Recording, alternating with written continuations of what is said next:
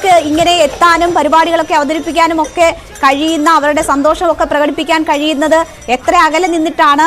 എന്തൊക്കെയാണ് സുരക്ഷാ ക്രമീകരണങ്ങൾ ഇപ്പോൾ ഉള്ളത്? എപ്പോൾ മുതലാണ് നിയന്ത്രണങ്ങൾ, ഇതിനൊക്കെയുള്ള നിയന്ത്രണങ്ങൾ ഏർപ്പെടുത്തുക? പ്രധാന വിശിഷ്ട വ്യക്തികൾ ഒക്കെ എത്തിത്തുടങ്ങിയോ? അത് സംബന്ധിച്ചൊക്കെ നമുക്ക് ലഭിക്കുന്ന വിവരങ്ങൾ എന്തൊക്കെയാണ്?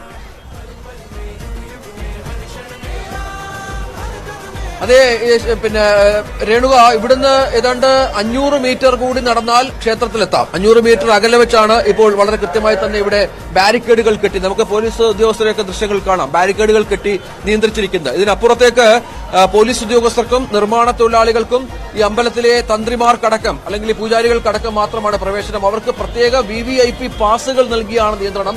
മറ്റൊരാളെ പോലും, ഒരീച്ചയെ പോലും അകത്ത് കയറ്റില്ല എന്നുള്ളതാണ് പ്രധാന കാര്യം. നമുക്കറിയാം, ഈ 54 രാജ്യങ്ങളിൽ നിന്നായി 100 പ്രതിനിധികൾ പങ്കെടുക്കുമെന്നാണ് ഇപ്പോൾ സ്ഥിരീകരിച്ചിരിക്കുന്നത്. 54 രാജ്യങ്ങൾ, അതിൽ US, Britain, Australia, Mauritius, Africa തുടങ്ങിയ രാജ്യങ്ങളിലെ സർക്കാർ പ്രതിനിധികൾക്ക് ട്രസ്റ്റ്, രാമക്ഷേത്ര ട്രസ്റ്റ് ക്ഷണക്കത്ത് അയച്ചിരുന്നു. വിവിധ സംസ്ഥാനങ്ങളിലായി 506 അതിഥികളെയും പ്രത്യേകം സർക്കാരിന്റെ അതിഥികളായി ക്ഷണിച്ചിട്ടുണ്ട്. ഇതടക്കം 7000-ഓളം പേർ പങ്കെടുക്കുമെന്നാണ് നമുക്ക് ലഭ്യമാകുന്ന വിവരം.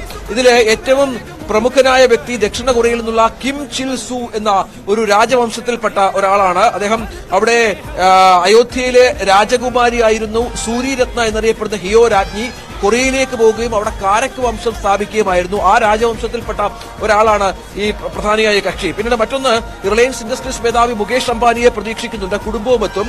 രജനീകാന്തും ധനുഷും തമിഴ്നാട്ടിൽ നിന്ന് പുറപ്പെട്ടു എന്ന വിവരങ്ങൾ പുറത്തു വന്നിട്ടുണ്ട്. ഒപ്പം HD ദേവഗൌഡയും മകൻ കുമാരസ്വാമിയും കർണാടകയിൽ നിന്ന് പുറപ്പെട്ടിട്ടുണ്ട്. ബോളിവുഡ് താരം അമിതാഭ് ബച്ചൻ ഇവിടെ പങ്കെടുക്കുമെന്ന കാര്യത്തിൽ ഉറപ്പുണ്ട്.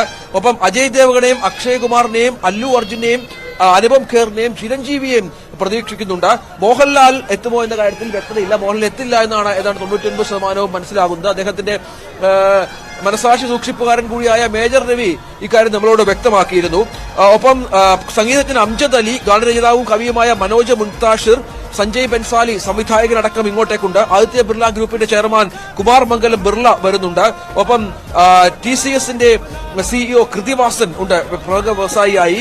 ഒപ്പം മറ്റ് ചില വ്യവസായികളെയും ഇങ്ങോട്ടേക്ക് ക്ഷണിച്ചിട്ടുണ്ട്. ലോക്സഭാ മുൻ സ്പീക്കർ മീരാകുമാർ, ആസൂത്രണ കമ്മീഷൻ അധ്യക്ഷൻ മൊണ്ടേക് സിംഗ് അലുവാലിയ, ഒപ്പം ഇന്ത്യൻ വനിതാ ക്രിക്കറ്റ് മുൻ ക്യാപ്റ്റൻ മിതാലി രാജ് എന്നിവ പട്ടികയിലുണ്ട്. എന്തായാലും ഈ വ്യവസായ പ്രമുഖരും വൻകിട ആൾക്കാരും ഒക്കെ അവരുടെ സ്വകാര്യ ജെറ്റ് വിമാനങ്ങളിലാണ് ഇങ്ങോട്ടേക്ക് എത്തുക എന്ന വിവരമുണ്ട്. അതനുസരിച്ച് അയോധ്യ വിമാനത്താവളത്തിൽ വൻ ഒരുക്കങ്ങളാണ്. ഏതാണ്ട് 50ഓളം അപേക്ഷകൾ ഇതിനകം ലഭിച്ചു കഴിഞ്ഞു അയോധ്യ വിമാനത്താവളത്തിൽ എന്നുള്ള വിവരങ്ങളും പുറത്തു വരുന്നുണ്ട്. ഈ ജെറ്റുകൾ, ഈ സ്വകാര്യ വാഹനങ്ങൾ ഇറങ്ങാനായി. അങ്ങനെ ഒരുപാട് തയ്യാറെടുപ്പുകൾക്കും ക്രമീകരണങ്ങൾക്കും ശേഷമാണ് ഈ സംഗതികളിലേക്ക് പോകുന്നത്.